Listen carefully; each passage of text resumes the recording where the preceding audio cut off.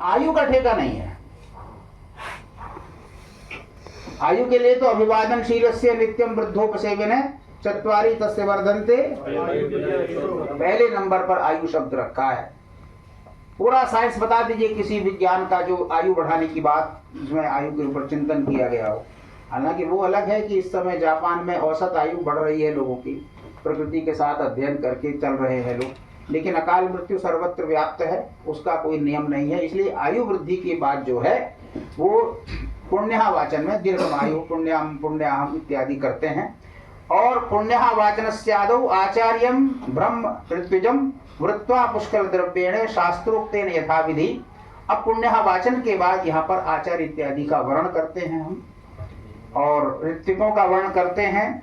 अब उसमें लिखा तो बहुत कुछ है, वस्त्र युग्मम तथोष्णीशम कुंडले कंठभूषणम, जिनको देने का जो विधान होता है पंडितों को, तो प्राय पंडितों ने वस्त्र पर रोक दिया है, बोले भी कुछ नहीं तो कलावा ले लो महाराज, उसी का कुछ द्रव्य रख के वर्ण कर दो, तो इतना संतोषी जीव ब्राह्मण मिलता है। कहीं कहीं लिखा तो शास्त्र में था कि 2 वस्त्र दे, पगड़ी बांधे उनके सिर पर, कुंडल दे, कंठ का भूषण दे, अंगुली भूषण दे, मणिबंध का भूषण दे, एतानि चैव सर्वाणि प्रारंभे धर्म कर्मणाम पुरोहिताय तत्वाथ, इस प्रकार करना चाहिए। तो तात्पर्य यह है कि एक पूजन का एक अवसर होता है कि भाई उनको नियुक्त किया जाता है शास्त्रोक्त दृष्टि से। अब किसी ने कहा कि ये तो हम बाद में दक्षिणा देंगे, सब कर लेंगे, तो उसके लिए पंक्ति लिखी, अपूज्य कारयेत कर्म किल्बिषेण च युज्यते। पाप के भी अलग अलग नाम हैं, पाप के भी अलग अलग नाम है, यहाँ किल्बिष नाम रखा है उसका। तो यदि ये ब्राह्मणोचित कर्म करके, ब्राह्मण का वर्ण करके कार्य आगे बढ़ा देगा कोई पंडित को, तो किल्बिषेण युज्यते, उसके अंदर किल्बिष का मतलब है एक ऐसा भाव, अंधकार का भाव और गलत कार्य करने का, गलत निर्णय लेने का, गलत व्याख्या कर लेने का, गलत अर्थ लगा लेने का जो भाव है, वो किल्बिष से तात्पर्य है ना। यजमान उनसे प्रार्थना करे ब्राह्मणों से, अस्त यागस्ति निष्पत्ति भवन्तु अभ्यर्थिता मया सुप्रसन्नहि प्रकर्तव्यम एतत् कर्म यथोदितम। इस प्रकार से प्रार्थना करे कि आपको जितना ज्ञान है महाराज उसके हिसाब से मेरा ये सब कर्म कराइए। इस प्रकार उसके बाद गौर सरसप से विकरण करे, चारों तरफ रक्षा के लिए पंचगव्य का पोषण करे। और पूजन के जो इसमें एक खास बात और आई है कि हवन के बाद बलिदान होता है, लेकिन पूजन के बाद भी बलिदान लिखा है। वास्तु शांति में विशेष बात है, पूजन के बाद जिनका देवताओं का पूजन किया है, चतुष्षष्टि योगिनी इत्यादि के लिए पायस बलि लिखा है, वो पूजनांते बलिदानम लिखा है। और पूजनांते बलि देयो देव योग्यो मंत्रोच्चारण पूर्वतः बलिदानम पायसेन योगिनी नाम पुनः पुनः अग्नि नानेनम विप्रगेहान मंगल भूषते। ये सब कार्य करके फिर अग्नि का स्थापन इत्यादि की विधि है। हवन के लिए लिखा है कि अष्टोत्तर सहस्त्रेण 1008 आहुति डाले, अथवा अष्टोत्तर शतेन, देखिए कितना इसमें विकल्प लिखा है कि 1000 आहुति दे प्रधान देवता की, बाकी के लिए तो नियम है। और सभी के लिए यदि बड़ा यज्ञ है तो सभी के लिए अष्टोत्तर सहस्त्रेण लिखा है, अथवा अष्टोत्तर शतेन 108, फिर छूट दी, अथवा अष्टाविंशतिना, अथवा 28 आहुति, अथवा अष्टाहुतिर्भिर्जुहुयात् पुनः, 8 आहुति से कम का विधान नहीं दिया है। अर्थात यज्ञ वेदी के चारों तरफ ब्राह्मण लोग बैठते हैं, उनको होता कहते हैं। आचार्य ब्रह्मा, ऋत्विक, होता, अध्वर्यु और बहुत सारी चीजें हैं। तो जैसा जैसा जैसा बड़ा वास्तु, जैसा यजमान, जैसा उसके कार्य करने की क्षमता, जैसा उसका आर्थिक स्थिति, इस सब को देख करके आपको निर्णय स्वयं करना है कि किस प्रकार का हमें वास्तु शांति। लेकिन अच्छा यही है पूर्व दिने कुरिया, पूजन इत्यादि का काम पहले दिन कर लेना चाहिए। उसी दिन जिस दिन गृह प्रवेश करना है उसी दिन सारे काम करेंगे तो विधि विधान में बड़ी दिक्कत आती है। प्रैक्टिकल भी हमने अनुभव किया है, प्रायोगिक भी अनुभव किया है, और कई जगह बात भी आती है तो उसको ऐसा ही कहते नहीं, सुबह 2 घंटे पूजन करा दीजिए फिर प्रवेश की, तो उसमें बहुत फिर संक्षिप्त करना पड़ेगा। जो मनोयोग है उसका यजमान का वो नहीं मिलेगा। उसी दिन लोग आना जाना शुरू हो जाता है, तो पहले दिन शांति से केवल परिवार के सदस्य बैठ करके पूजन इत्यादि को कर ले। अतिथियों का, अभ्यागतों का पूजन इत्यादि दूसरे दिन रखना चाहिए।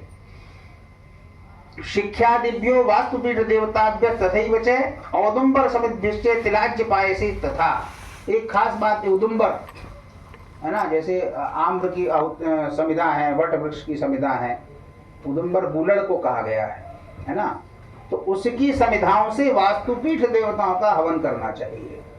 ऐसा वास्तु शांति विधान में प्राय हम एक प्रकार की समिधा मंगा लेते हैं, आम की समिधा मंगा लेते हैं, ज्यादातर लोग ऐसा ही करते हैं। क्योंकि ये जो वास्तु शांति विधान है ये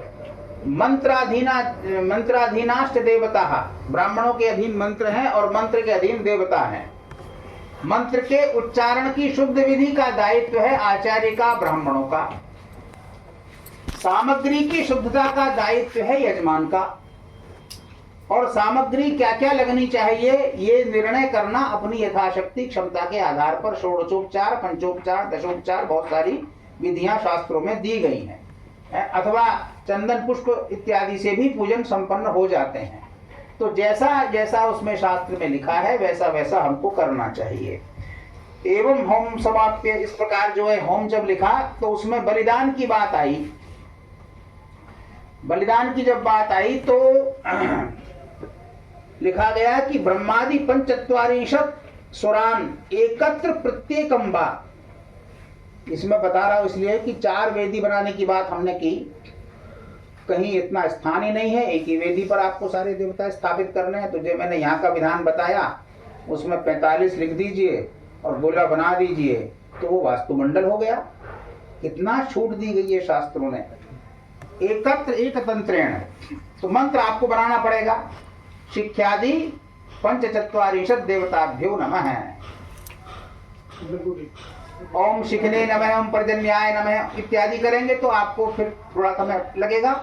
तो पता पड़ा कि भाई 1 घंटे या 2 घंटे का समय ही यजमान के पास है और उसी में हमको पूजन संपन्न करना। 1 BHK तो उसने बनाया है, तो काहे को पंडित जी 10-16 घर की कल्पना कर रहे हो यहाँ।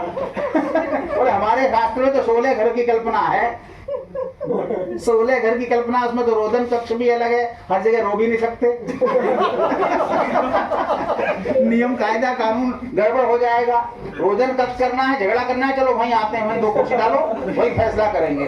तो 16 कक्ष में तो ये भी होता था ना, कैकेयी कहाँ चली गई थी, कैकेयी शोक गृह में, महाराज कहाँ है वो, और शोक को भवन में है। तो वहां का नियम है काले कपड़े पहन के जाना है, वहां का नियम है। वो कृष्ण वस्त्र, उसमें आता है वाल्मीकि रामायण में, कृष्ण वस्त्र धारण करके और अपने सब आभूषण सब फेंक करके कोप भवन में बैठी हुई है, वहां दशरथ जी को जाना पड़ा।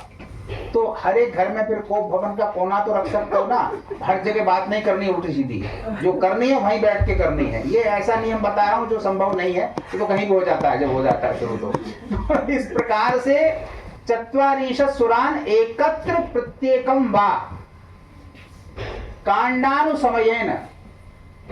अब ये वास्तु शांति एक कांड है।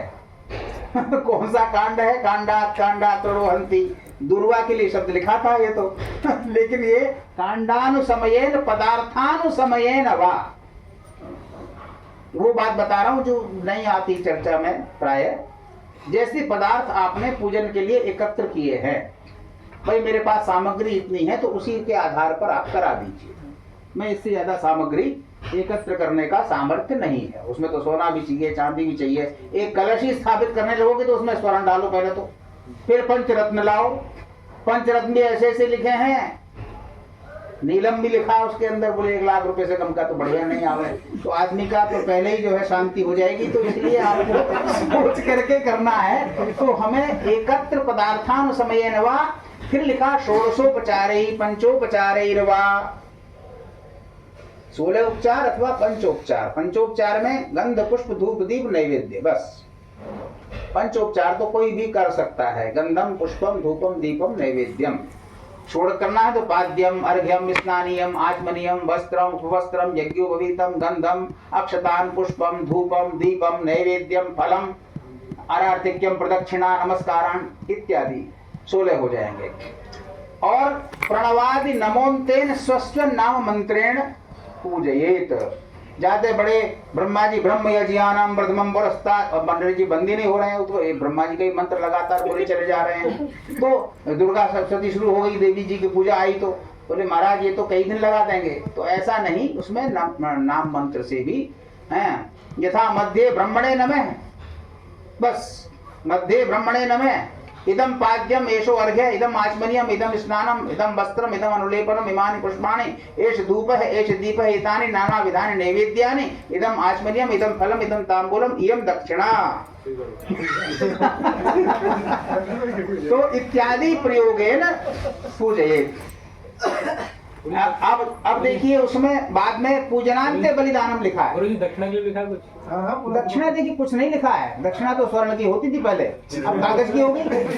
तो कागज जहाँ से शुरू होता है जहाँ तक चलता है वहां तक रख लो। बड़ा वास्तु है तो 2000 का नोट, 10,000 का नोट, जो भी नोट उपलब्ध है। और छोटा वास्तु है तो एक सिक्का तो लगता ही है। लोगों ने कहा एक सिक्का थोड़ा ठीक नहीं लगता, भिखारी भी नहीं लेता 10 का नोट तो कम से कम होता ही है। तो 10 की गड्डी लोग लेके बैठने का अभ्यास धीरे धीरे हो रहा है समाज में, 1 रुपया बंद हो गया है। तो दक्षिणा यथाशक्ति होती है। दक्षिणा, और इसमें सामग्री भी, इसमें यथाशक्ति सामग्री का संचय करें।